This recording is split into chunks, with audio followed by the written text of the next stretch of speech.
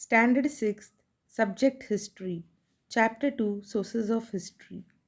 Dear students, in the previous chapter, you studied about the Indian subcontinent and history. Now let us learn about sources of history in this chapter.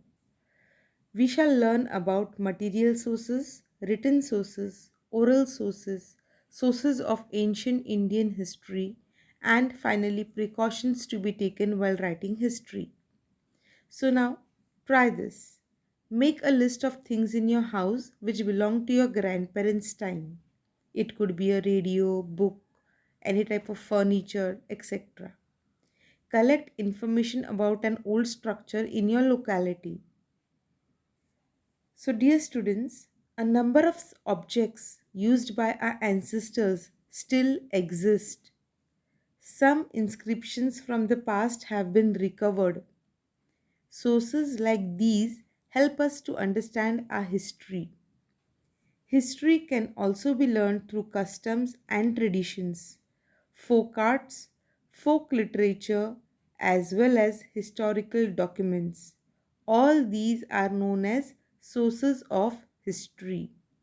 That means they are the source from which we come to know a lot of things which have happened in the past.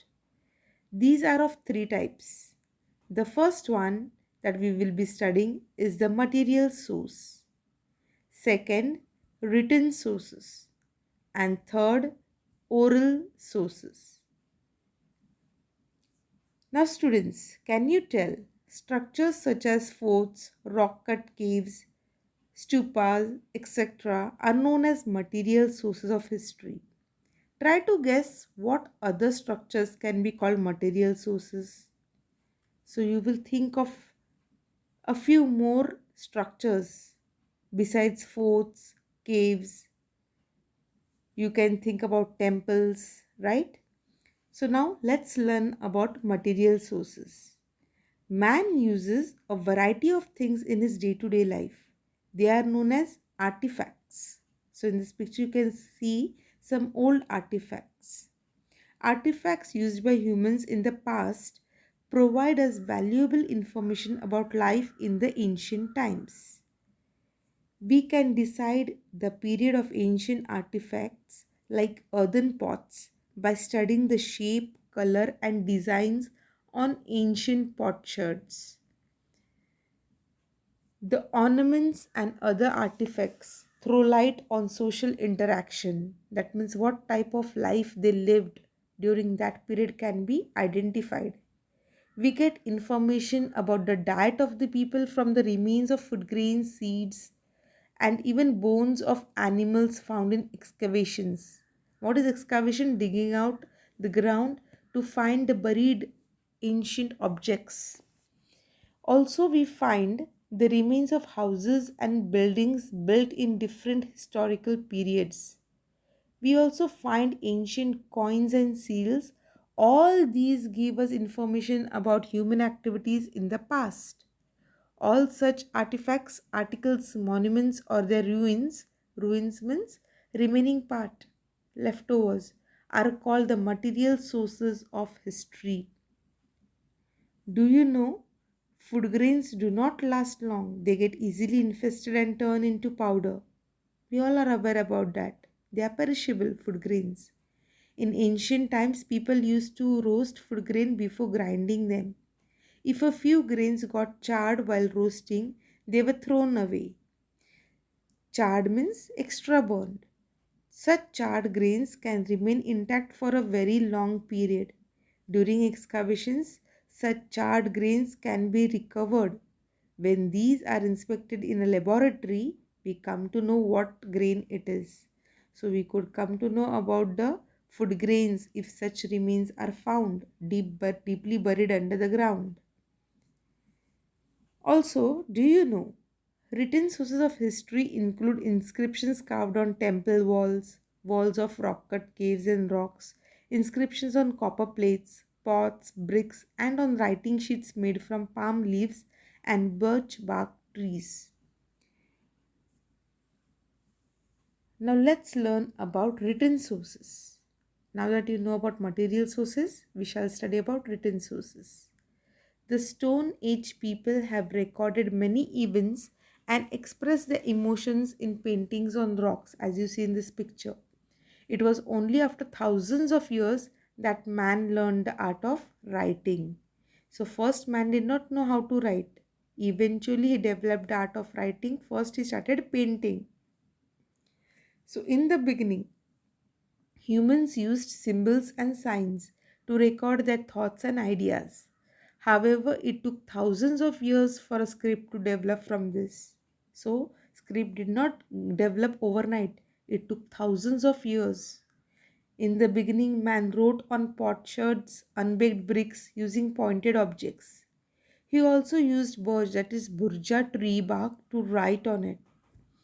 As his experience and knowledge increased, he began to write in different ways.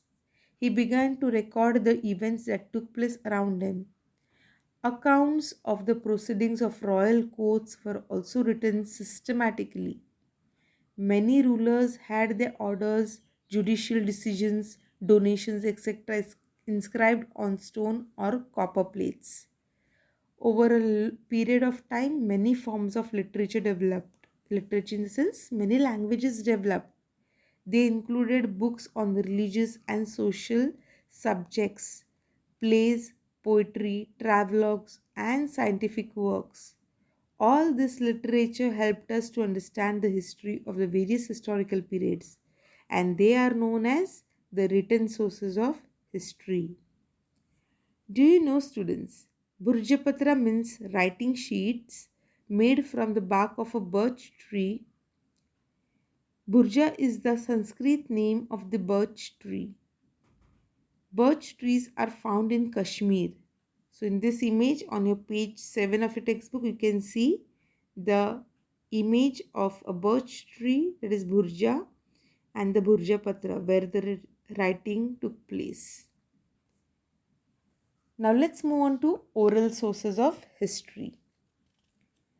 Ovis, folk songs, folk tales, and similar literature is passed on from generation to generation by word or of mouth. This literature is not in the written form. Its authors are also unknown. This type of literature preserved by oral tradition forms the oral sources of history. Sometimes you must have heard your grandmother humming a song which you never heard anywhere else.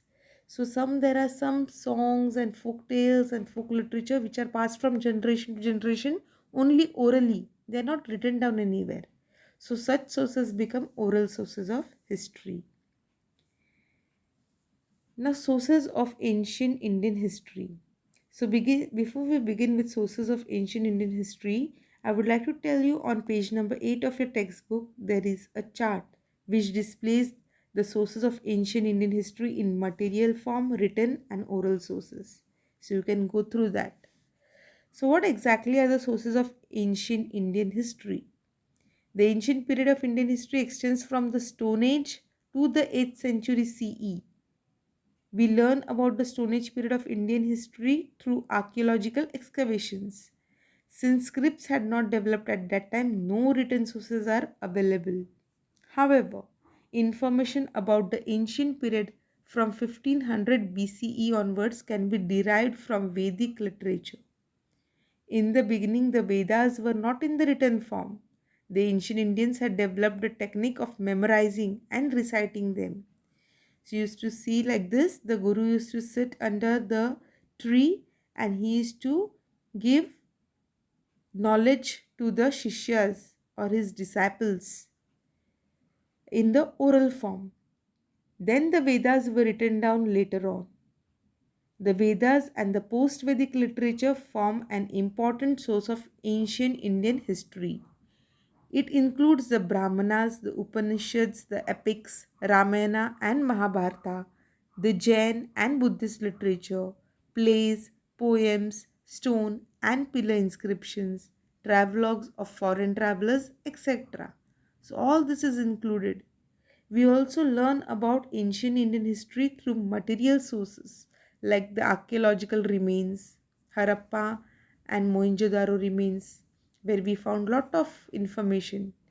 Also, ancient monuments and coins found in excavations are a great source of ancient Indian history. Now, what precautions need to be taken while writing history? It is necessary to take precautions while using these sources to write history.